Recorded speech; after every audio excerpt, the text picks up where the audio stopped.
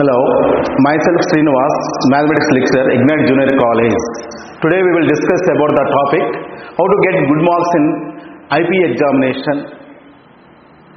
So, mathematics question paper lo first మనం ఏం చేయాలి అంటే 3 points గుర్తుపెట్టుకోవాలి. The first one is section selection, second one presentation of paper, third one time management. This is very important. So first మనకి మీరు ఏ సెక్షన్తో start చేసినా బాగా వచ్చిన క్వశ్చన్స్ ఏవైతే ఉన్నాయో ఆ సెక్షన్తో మీరు స్టార్ట్ చేసుకుంటే బెటర్గా ఉంటుంది. సపోజ్ మీరు long answer questions pattern start చేసుకుంటే దీనికి టైం లిమిట్ చేసుకోవాలి. సపోజ్ మన 3 అవర్స్లో 1 అవర్ 15 మినిట్స్ మీ ప్రాక్టీస్ని బట్టి సో టైంని దాన్ని కేటాయించి ఇన్ టైంలో ఆ సెక్షన్ కంప్లీట్ చేయగలగాలి.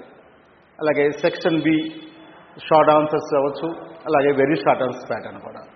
సో సెక్షన్ సెలెక్ట్ చేసుకోవడం, దానికి సంబంధించిన టైంని కంప్లీట్ చేయడం, ఇన్ టైంలో కంప్లీట్ చేయడం, this is very important point. So next మనం చెప్పాలి అంటే step wise presentation also very important. Mathematics మనకు తెలిసిందే స్టెప్స్కి మార్క్స్ ఉంటాయి, స్టెప్ వైజ్ మార్క్స్ ఉంటాయి. This also very important.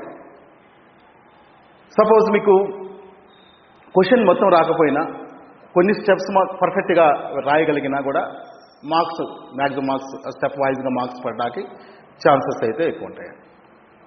ఇప్పుడు మనం యాక్చువల్గా ఏ సెక్షన్తో స్టార్ట్ చేసినా సపోజ్ బాగా వచ్చిన క్వశ్చన్స్ రాయమని ఎందుకు చెప్తాము అంటే ఫస్ట్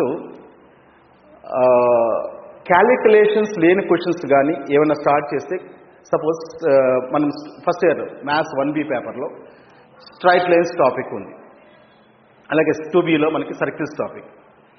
సో దీంట్లో యాక్చువల్గా ఏంటంటే ortho centre or circum centre problems ఏమైనా ఇచ్చారనుకోండి. సో దీంట్లో మనం ఫస్ట్ పాయింట్ ఏంటంటే క్యాలిక్యులేషన్లో ఒక చిన్న మిస్టేక్, సాల్వింగ్ ద ఈక్వేషన్స్ ఉన్నాయనుకోండి, ఈక్వేషన్స్ సాల్వ్ చేసినప్పుడు ఒక చిన్న మిస్టేక్ పెడితే ప్రాబ్లం అంతా కూడా మనకి ఇక ఆన్సర్ రాంగ్ రావడానికి ఛాన్సెస్ ఉన్నాయి. కాబట్టి మీకు బాగా పర్ఫెక్ట్గా వచ్చిన క్వశ్చన్ ఫస్ట్ స్టార్ట్ చేసుకోండి. అది కూడా నేనేమంటున్నా అంటే క్యాలిక్యులేషన్ లెందీగా ఉన్నది, లింక్డ్ క్యాలిక్యులేషన్ ఉన్నది కన్నా కూడా సపోజ్ 1Bలో మీరు బాగా వచ్చిన పేర్ ఆఫ్ స్ట్రైట్ లైన్స్లో థీరం కానీ హోమోజీనియస్ ప్రాబ్లమ్స్ కానీ అటువంటి ప్రాబ్లమ్స్ స్టార్ట్ చేసుకోవచ్చు. అలాగే 2B పరంగా వచ్చేప్పటికి ఫస్ట్ మీకు పెరాబోలా స్టాండ్ ఫామ్ కానీ అందులో ఉన్న ప్రాబ్లమ్స్ స్టార్ట్ చేసుకోవచ్చు. లేదు అంటే ఇంటిగ్రేషన్ డెఫినెట్ కానీ అటువంటి టాపిక్స్ కొంచెం ఫస్ట్ ఒక 2-3 పేజెస్లో కొంచెం పాజిటివిటీ క్రియేట్ అయ్యే విధంగా మీరు క్యాలిక్యులేషన్ లెస్ ఉన్నాయి స్టార్ట్ చేసుకోండి, ఇన్ టైంలో కంప్లీట్ అవుతుంది. సో దీంట్లో మెయిన్ ఇంపార్టెంట్ పాయింట్ ఏంటంటే చాయిస్తో సహా రాయాలి ప్రతి సెక్షన్లో కూడా. లాంగ్ ఆన్సర్స్లో మనకి 7 క్వశ్చన్స్లో 5 క్వశ్చన్స్ రాసిన సో ఫస్ట్ సెషన్లో మీరు 5 క్వశ్చన్స్ రాయండి. తర్వాత షార్ట్ ఆన్సర్స్లో కూడా 5 క్వశ్చన్స్, అలాగే వెరీ షార్ట్లో 2 మార్క్స్ 10 క్వశ్చన్స్ అటెంప్ట్ చేసిన తర్వాత చాయిస్ పెట్టి కంపల్సరీగా రాయాలి. ఎందుకంటే అన్ఎక్స్పెక్టెడ్గా ఒక్కోసారి మనం అనుకుంటాం మిస్టేక్ పడలేదు అని, కానీ చిన్న మిస్టేక్ పడినట్టయితే ఈ చాయిస్లో ఏది బెటర్గా ఉందో దానిలో మార్క్స్ కన్సిడరేషన్ చేస్తారు. కాబట్టి ఏది బెటర్ చాయిస్ ఉందో దాన్ని కన్సిడరేషన్ చేస్తారు. కాబట్టి చాయిస్ కంపల్సరీగా రాయాల్సిన అవకాశం ఉంది. ఇంకొక మెయిన్ ఇంపార్టెంట్ పాయింట్ ఏంటంటే ఇక్కడ క్యాలిక్యులేషన్ చేయడానికి మార్జిన్ మ్యాక్సిమం అందరూ కూడా బ్యాక్ సైడ్ రాస్తారు. నేనేం చెప్తాను అంటే side margin, right side margin కొట్టి రైట్ సైడ్లో క్యాలిక్యులేషన్ చేస్తే టైం సేవ్ అవుతుంది, మిస్టేక్ రాయకుండా పక్కనే ఉంటుంది కానీ మిస్టేక్ రాయకుండా ఉండటానికి ఈజీ అవుతుంది. ఇది ఒక పాయింట్, ఇంపార్టెంట్ పాయింట్. ఇక నెక్స్ట్ మెయిన్ ఇంపార్టెంట్ పాయింట్ ఏంటంటే ఫార్ములాస్ కంపల్సరీగా మెన్షన్ చేయాలి. ఓకేనా, ఫార్ములాస్ మెన్షన్ చేయాలి. అలాగే ఆన్సర్ని లాస్ట్లో ప్రూవ్ దట్ ఆన్సర్ని కూడా హైలైట్ చేయాలి. పెన్సిల్తో హైలైట్ చేస్తే లేదా బ్లూ పెన్తో రాస్తే బ్లాక్ పెన్తో హైలైట్ చేయడము, లేదా పెన్సిల్తో హైలైట్ చేస్తే బెటర్గా ఉంటుంది. ప్రతి ఫార్ములా కూడా మీరు అక్కడ మెన్షన్ చేసి రాస్తే బెటర్గా ఉంటుంది. దానివల్ల మీకు ఇంప్రెషన్ మార్క్స్ ఫస్ట్ పాయింట్ ఏంటంటే ఒక వాల్యూయర్కి మీరు కరెక్ట్గా రాస్తున్నారు, కరెక్ట్ ఫార్ములా అప్లై చేశారు, ఫార్ములాస్ కూడా మార్క్స్ ఉంటాయండి. ప్రెజెంటేషన్ కూడా వెరీ వెరీ ఇంపార్టెంట్. ఫార్ములాస్ కంపల్సరీగా మెన్షన్ చేయండి, లాస్ట్లో ఆన్సర్ని మెన్షన్ చేయండి. అట్లాగే కంక్లూజన్ కూడా సపోజ్ మ్యాథమెటికల్ ఇండక్షన్ ఉంది, కంక్లూజన్ కూడా మార్క్స్ ఉంటాయి. సో కంపల్సరీగా మనం ఏమి ఇచ్చారు, ఏం ప్రూవ్ చేయాలి అనేది ఒక క్లారిటీ వస్తుంది వాల్యూయర్కి కూడా ఏం ప్రూవ్ చేశాడు అనేది. సో కాబట్టి కంపల్సరీగా కంక్లూజన్ కూడా మీరు మెన్షన్ చేసి కంక్లూజన్ కూడా రాయాలి. అట్లాగే గివెన్ దట్ ద కండిషన్స్ ఏమి ఇచ్చారు అవన్నీ కూడా మెన్షన్ చేయండి. ఏ స్టెప్ని స్కిప్ చేయొద్దు. ఇది ఫైనల్ ఎగ్జామినేషన్స్ చాలా ఇంపార్టెంట్ ఎగ్జామినేషన్ కాబట్టి మీరు ప్రాక్టీస్ చేసినట్టుగా కొన్ని స్టెప్స్ స్కిప్ చేసుకుంటా పోవడం కన్నా కంపల్సరీ ప్రతి స్టెప్ని కూడా మెన్షన్ చేసి దాని రిలేటెడ్ ఫార్ములా రాసి లాస్ట్లో కంక్లూజన్ రాసి దాన్ని హైలైట్ చేయడం. సో ఇది very very important point. Hello everyone, myself KV Suresh Kumar and I am working in Ignite Junior College as a physics faculty.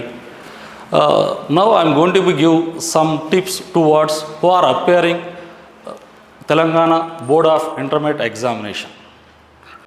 Actually ఏంటంటే జనరల్గా in physics VSAQ point of వ్యూలో some SR no type questions ఇస్తూ ఉంటారు. Yes or no ఏదో ఒక sentence రాయటం వల్ల 1 mark అనేది వాళ్ళు అవార్డ్ చేయడం జరుగుతుంది. ఇన్ దట్ మీకు ఎస్ ఆర్ నో క్వశ్చన్స్లో ఎస్ ఆర్ నో అనే కన్ఫ్యూజన్ ఉంటూ ఉంటుంది. ఎస్ అని రాస్తే అది రైట్ అయితే 1 మార్క్ ఇస్తారు, నో అని రాస్తే అది రైట్ అయితే 1 మార్క్ ఇస్తూ ఉంటారు. జనరల్గా ఈ రెండిట్లో ఏదో కన్ఫ్యూజన్ ఉన్నప్పుడు ఎస్ అండ్ దాని రెలవెంట్ రీజన్ 1 టైం అటెంప్ట్ చేయండి.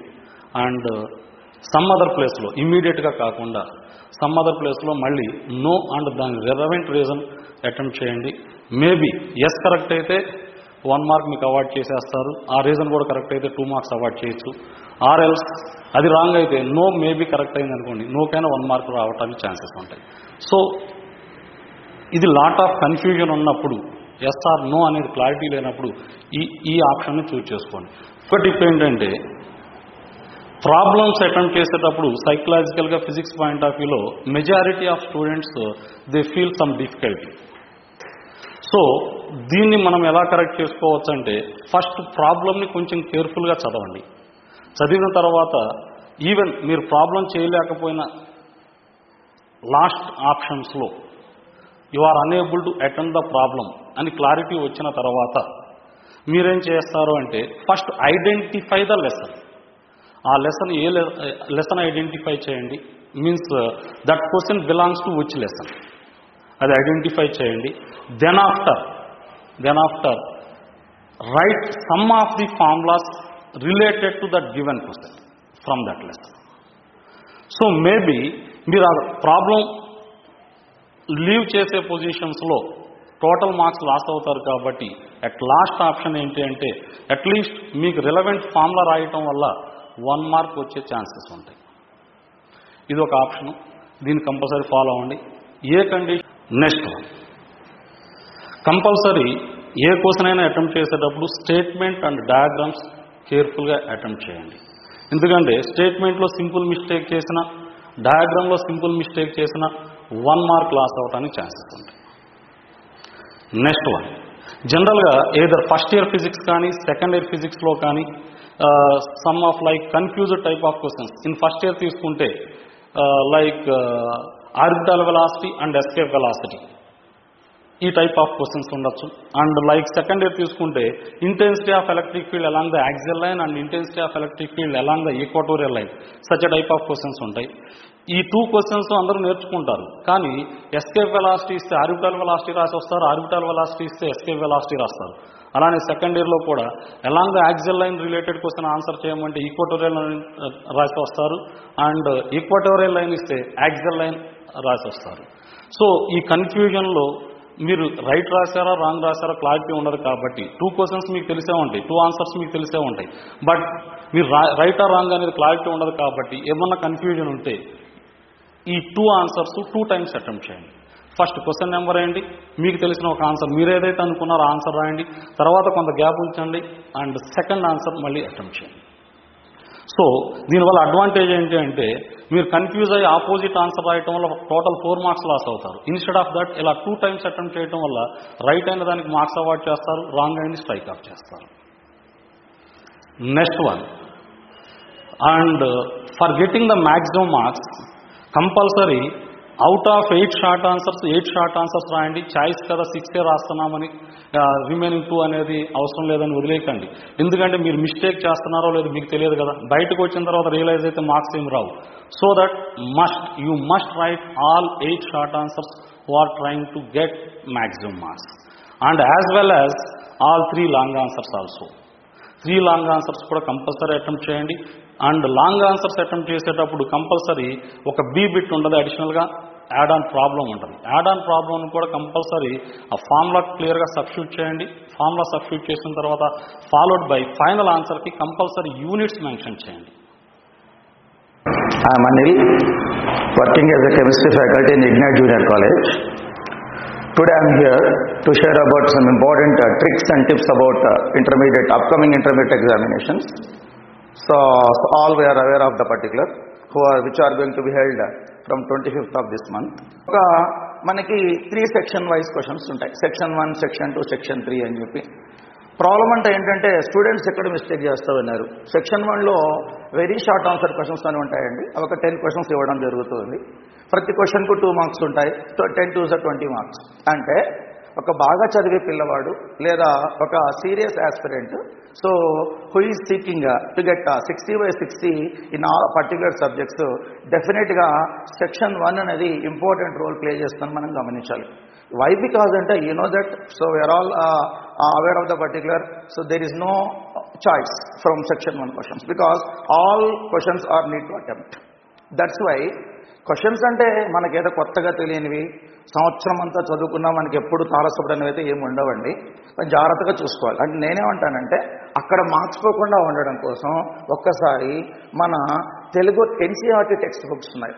టెక్స్ట్ బుక్స్ ఓపెన్ చేసి ఎక్కడైతే వాడు మిడ్ ఆఫ్ ద టెక్స్ట్ బుక్లో కొన్ని ఇంపార్టెంట్ ఇన్ఫర్మేషన్స్, ఇంపార్టెంట్ పాయింట్స్ కొన్ని బాక్సెస్లో వేసి ఉంటాడు.